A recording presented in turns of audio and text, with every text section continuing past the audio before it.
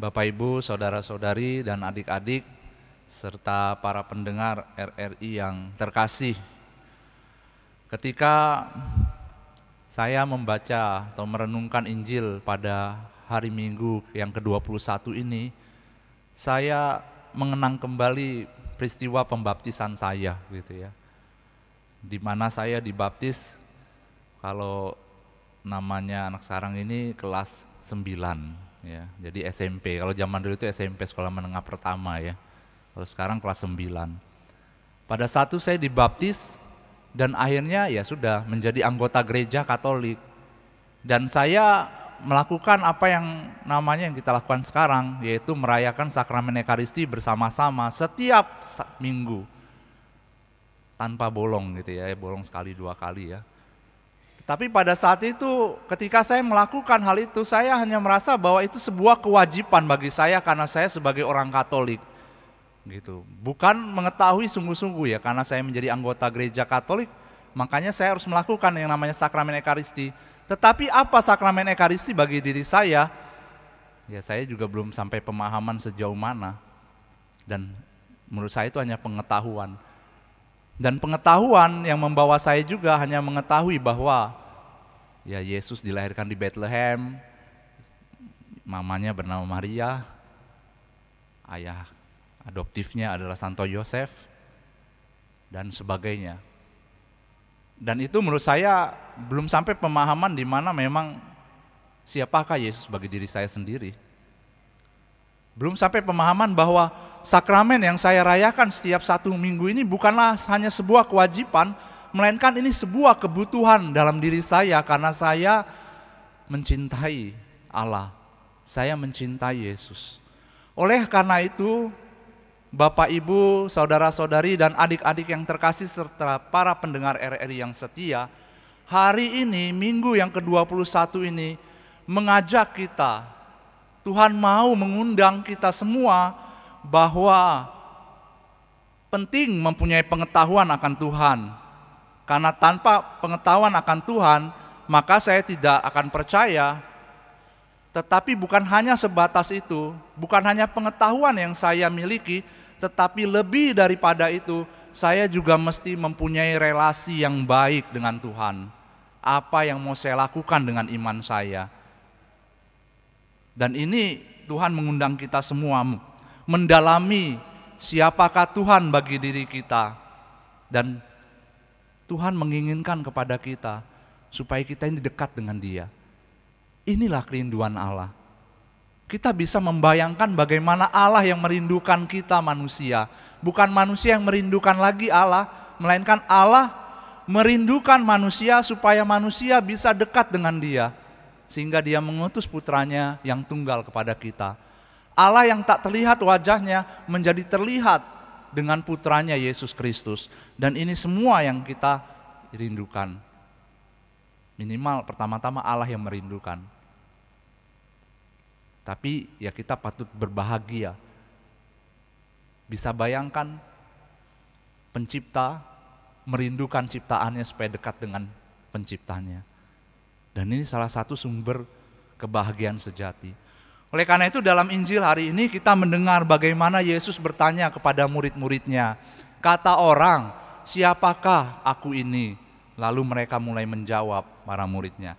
Ada yang mengatakan Yohanes Pembaptis, ada yang mengatakan Elia, ada yang mengatakan Yeremia dan salah satu dari para nabi.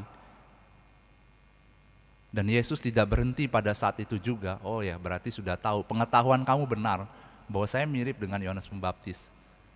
Tetapi Dia bertanya lebih dalam lagi, masuk dalam relasi pribadi, personal. Yang tadi umum, kata orang siapakah aku ini, sekarang Yesus masuk ke dalam hal yang lebih pribadi lagi. Tetapi apa katamu, siapakah aku ini? Dan dengan Roh Kudus, Simon Petrus ya, menjawab, engkaulah Mesias, Putra Allah yang hidup. Dan akhirnya kata Yesus kepada Petrus, berbahagialah engkau Simon anak Yunus, sebab bukan manusia yang menyatakan itu kepadamu, melainkan Bapa-Ku yang di surga. Dan akhirnya diberi misi dari mengenal Kristus secara pribadi, Yesus memberikan misi kepada Petrus. Aku pun berkata kepadamu, engkaulah Petrus, di atas batu karang ini aku akan mendirikan jemaatku, dan alam maut tidak akan menguasainya. Apa saja yang kau ikat di dunia ini akan terikat di surga, dan apapun yang kau lepaskan di dunia ini akan terlepas di surga. Dan akhirnya dia menjadi paus pertama dalam gereja Katolik, Saint Peter. Dan namanya di Vatikan, ya, Vatikan ya, Santo Petrus Square gitu ya, ada lapangannya. Oleh karena itulah Tuhan mengundang kita semua sungguh-sungguh masuk dalam satu relasi yang intim bersama dengan Tuhan, bersama dengan Kristus, Putra Allah yang hidup. Dan ini menjadi permenungan bagi kita semua. Mungkin kita sudah tahu secara personal, pengetahuan. Kitab suci mungkin sudah katam gitu ya, hafal semua. Mau ayat berapa Romo? Tanyakan, saya bisa menjawab gitu misalnya. Tahu semua. Tetapi apakah kita sudah sungguh-sungguh mengenal Kristus? Kita tahu bahwa Allah itu belas kasih, tapi apakah kita sungguh-sungguh telah mengetahui bagaimana belas kasih Allah? Bagaimana dicintai oleh Allah? Kita sudah sungguh-sungguh tahu pengampunan dari Allah, tapi bagaimana kita pernah mengalami pengampunan itu? Yang biasa kita dapatkan di dalam ruang pojok sana, ada dua. Mengalami belas kasih Allah sederhana, sakramen tobat, yang biasanya kita terima sebelum Paskah dan Natal, tetapi mulai hari ini mungkin saya akan terima sebulan sekali minimal. Karena ini pengampunan, belas kasih Allah, mengundang kita untuk membersihkan diri. Sehingga apa yang dikatakan Paus Benediktus bahwa Paus Benediktus Emeritus ya, ke-16 mengatakan bahwa Allah yang kita imani ini bukan hanya soal teori, bukan soal ideologi, tetapi Allah yang kita imani adalah sebuah pribadi yang penting untuk kita ambil relasi. Karena apa? Allah kita adalah Allah yang hidup, ya. Putra Allah yang hidup, yang ketika kita ajak bicara dia menjawab, ketika kita berkata dia juga berkata, dia dapat kita sentuh, dia dapat kita sambut dalam perayaan Ekaristi. Inilah Allah kita. Sehingga Allah bukan soal lagi teori, berpengetahuan, sebatas pengetahuan, bukan berarti tidak penting, pengetahuan penting sekali. Tetapi ketika dia sudah mengalami, ketika kita mengalami dari pengetahuan masuk ke dalam relasi, maka pasti akan berubah hidup kita. Minimal sakramen Ekaristi yang kita hadiri bukan sebuah kewajiban lagi, melainkan ini keharusan bagi saya. Keharusan kenapa? Bukan karena gereja akan menghukum atau Allah menghukum, bukan. Tetapi karena saya membutuhkan sakramen Ekaristi.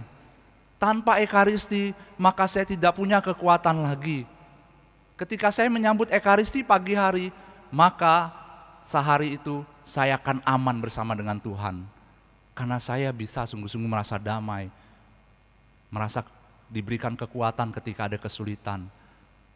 Dan ini proses perubahan kalau kita mengenal dari yang pengetahuan menjadi masuk dalam relasi. Oleh karena itu bagaimana sekarang permenungan bagi kita semua supaya kita sungguh-sungguh bisa berjalan dengan kehendak Tuhan atau bisa merasakan, ya, setidak-tidaknya mempunyai relasi yang sungguh baik bersama dengan Tuhan. Mungkin pertama-tama yang dapat saya berikan adalah yang saya undang ya kita semua mengetahui siapakah Allah kita itu. Yang biasanya kita tidak pernah merenungkan dalam hati kita siapakah Allah itu. Kita mulai untuk merenungkan siapakah Allah itu. Supaya apa? Semakin mengenal maka semakin kita mencintai. Itu proses manusia ya, betul ya. Ketika kita mengenal seseorang nggak langsung jatuh cinta kan. Adalah rasa tertarik misalnya kalau pria, wah dia cantik nih, saya mau mendekat. Tapi tidak langsung serta-merta langsung, kamu mau nggak jadi pacar saya gitu kan, nggak mungkin ya. Apalagi kamu mau nggak jadi istri saya gitu ya, tidak mungkin. Harus ada proses pengenalan. Setidak-tidaknya udah ketemu, minta nomor teleponnya dong, WA gitu ya. Setelah WA yuk ajak ketemu, Ajak ketemu, yang ngobrol semakin hari, oh ternyata ini pilihan saya. Begitu juga dengan para wanita. Begitu juga dengan Tuhan. Kalau kita mau mengenal dan mencintainya, maka kita perlu berbicara kepadanya. Minimal mengetahui siapakah Allah yang kita percayai. Bukan Allah yang diajarkan secara turun-temurun, hanya secara turun-temurun. Dalam arti tradisi. Ya karena keluarga saya Katolik, ya saya dibaptis Katolik. Sudah itu sudah, nggak ikut pelajaran komuni pertama, nggak ikut krisma, nggak ikut semuanya. Bagi kita yang punya orang tua, ya sebagai orang tua lebih lagi tugasnya berat. Kenapa? Mendidik anak secara iman gereja Katolik. Ini yang dikatakan ketika mau menikah, betul ya. Bagaimana kita harus mendidik anak-anak kita secara iman gereja Katolik. Oleh karena itu, kita perlu mengetahui Allah kita. Kita meminta rahmat pada Tuhan supaya apa? Mengalami cinta Allah. Kalau belum pernah nih mengalami cinta Allah, maka minta pada Tuhan pada hari ini, pagi hari ini, Tuhan, saya mau mengalami cinta daripadamu. Saya ambil contoh Santo Fransiskus Assisi. Bagaimana perjumpaan dia dengan Yesus ini mengubah hidupnya. Ketika Santo Fransiskus Assisi ya bertemu dengan orang pengemis di depan kafe gitu ya, karena dia dulu sebelum bertobat dia itu menghabiskan hidupnya di bar ya. Ketika dia keluar, ada seorang pengemis meminta-minta, berikanlah aku hartamu, berikanlah aku hartamu, berikanlah aku hartamu. Lalu apa? Pada saat Fransiskus Assisi memberikan hartanya, ketika masuk di dalam dan memberikan makanan, pengemis itu hilang. Dan diyakini bahwa pengemis itu mau mengatakan bahwa berikanlah hatimu, berikanlah harta hatimu kepada saya. Dan dia yakini pengemis itu adalah Yesus. Dan ketika itu juga mengubah hidup dia merenungkan siapakah Yesus bagi dirinya. Oleh karena itulah kita juga penting, saya rasa ya, untuk merenungkan siapa Tuhan bagi diri saya. Sama seperti Simon Petrus juga. Ketika Petrus belum bertemu dengan Yesus, namanya adalah Simon. Dan ketika dia bertemu dengan Yesus, maka dikatakan, engkau Simon, sekarang engkau bukan lagi Simon, melainkan Petrus. Ada satu perubahan dari Simon menjadi Petrus. Simon dulu penjala ikan, sekarang Petrus penjala manusia. Ada satu perubahan yang besar ketika bertemu dengan Allah. Dulu Simon hanya nelayan, sekarang dia sungguh-sungguh nelayan bagi kita semua, perahu, memperahui gereja kita sehingga sampai hari ini berdiri kokoh. Oleh karena itulah penting diingat perjumpaan dengan Tuhan. Lalu yang kedua apa? Marilah kita juga mempunyai perhatian yang mendalam dengan suara Tuhan yang kita dengarkan setiap kali ya, atau setiap minggu dalam perayaan Ekaristi, di dalam renungan-renungan kita membaca firman. Bukan hanya untuk mendengarkan, tetapi juga menurunkan pendengaran kita sampai ke hati, lalu mulai merenungkan, merasakan betapa indahnya suara Tuhan, merasakan betapa indahnya sabda Tuhan dalam hidup kita. Dan dari sanalah kita juga bisa melakukan apa yang Tuhan firmankan. Dan akhirnya apa? Membawa kita akan semakin dekat apa yang Tuhan inginkan dalam hidup saya. Sehingga ada rumusnya, mendengar, menyimpan, merenungkan, dan melakukannya. Dari sinilah kita akan mengetahui Tuhan kita, bukan hanya sebagai Allah yang kita ketahui dengan akal budi, melainkan juga dengan hati kita. Dan kita mulai berproses itu.